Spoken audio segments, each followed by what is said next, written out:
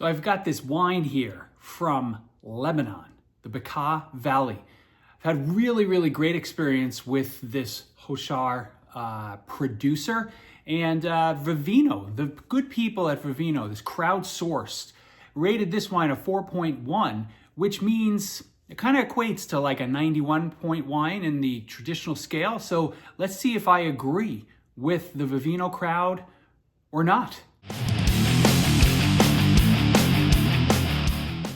Hey, welcome back to Drinking It In. I am Chris, your host, and we are talking about Vivino ratings again. I did a few of these videos in the past where I reviewed some wines that had been reviewed relatively favorably on Vivino, and just to see if I was in the same ballpark or if I totally disagreed with the Vivino crowd. And I wanted to do the same thing with this Hochar from Chateau Musar, Père and Fils. So this is the 2020. The wine is from the Bekaa Valley, and it is a blend of Cinsault, Grenache, and Cabernet Sauvignon. 50% Cinsault, 40% Grenache, 10% Cabernet Sauvignon. So I'd expect this blend to be a little bit on the lighter side, sort of like a Bordeaux blend, if you will. Cinsault and Grenache kind of giving it some weight, but lots of delicious aromatics, and the Cabernet Sauvignon just giving it a bit of a backbone. So let's pour it. As I said in the intro, it's pretty dark. It's a nice dark wine.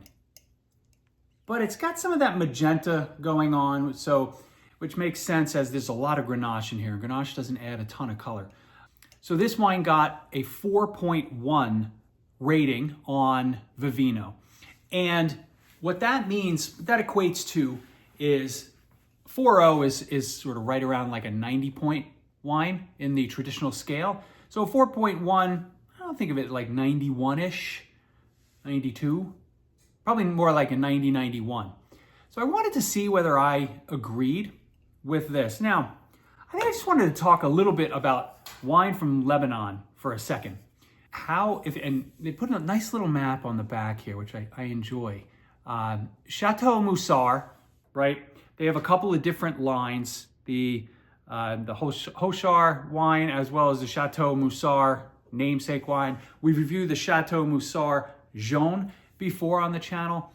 They've somehow managed to keep making wine after all these years in the turmoil that I associate with Lebanon, the country.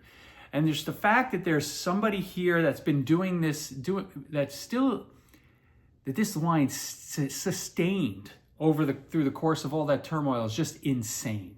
And they've got a great reputation over here. I did go to a tasting with, I believe it was Gaston Hochar years ago, right? I think he's since passed. But like, they've done an amazing job of marketing themselves in the US, but they also make great wine. So if they were fantastic marketers, but what was in the glass was not something that people connected with, they wouldn't have the following that they do today. I haven't put this wine to my nose. I smell it in the room.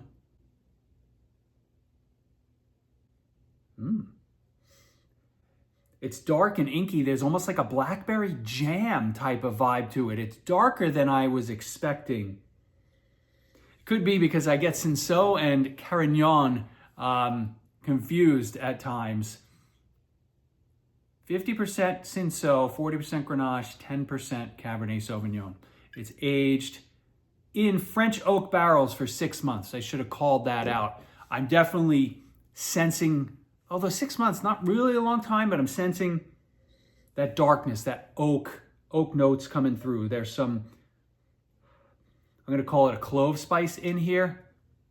Who's this? Oh, there it is, Monty Tail. Plums, dark cherries. Nice, really nice nose. It's almost, it's akin to a little bit of, I'm gonna say it's sort of akin to some noses that you smell in Bordeaux, which makes sense. It does remind me a little bit of some of the Southern Rhone reds, which makes sense with the Grenache. So if I were tasting this blind, I would have no shot, especially since it's Lebanon, but I'd be like, I don't know, is this France? Is it the US? Is it Spain? Rioja? Yeah.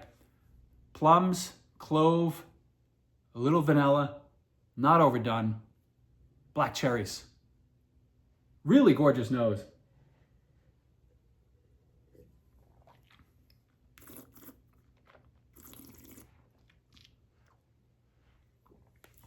I'm getting that graphite vibe. It's got a little bit of a spicy type of, spicy notes actually. There's a lovely peppery spice. I'm not gonna call it black pepper. It's almost like it's like there's some cayenne on the plums. This is gorgeous. A touch of mint. Lots of plums, really plummy, some black cherries. That spice is there. There's a nice little bit of mint. And there's that underlying baking spice type of a blend in the background. I'm really enjoying this wine. There are some tannins, but very manageable. This is not so I'd call this a medium to full-bodied wine. Those plums / prunes, like really, really gorgeous, pure. This is really well done. I would actually, I gotta do my Drinking It In rating. So Drinking It In, official rating, this is a 92 point wine. I really am enjoying this. I think this could benefit, or this would evolve. This is a type of wine that would evolve in the glass over the course of an evening, or in this case, I think over the course of a couple hours, shall we say. I'm super impressed. I've never had this particular wine from Chateau Musar, but this is absolutely a winner. I think I got it for $27.99.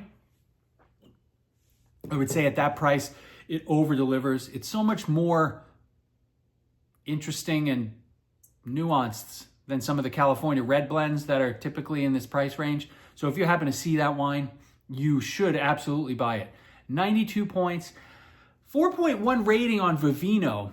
I guess the question is, I think they're a touch low, because that 4.1 is like a 90, 91. I think it's right on the border of that 90. I think 92 points probably should be closer to 4.2 on the Vivino scale. We're splitting hairs though, I think. But in the end, super, super experience, and I would absolutely buy this wine again. I'd recommend you buy it. And I would say it could, it's certainly something you could put in your cellar for a few years. Probably it's fine for 10 years for all I know.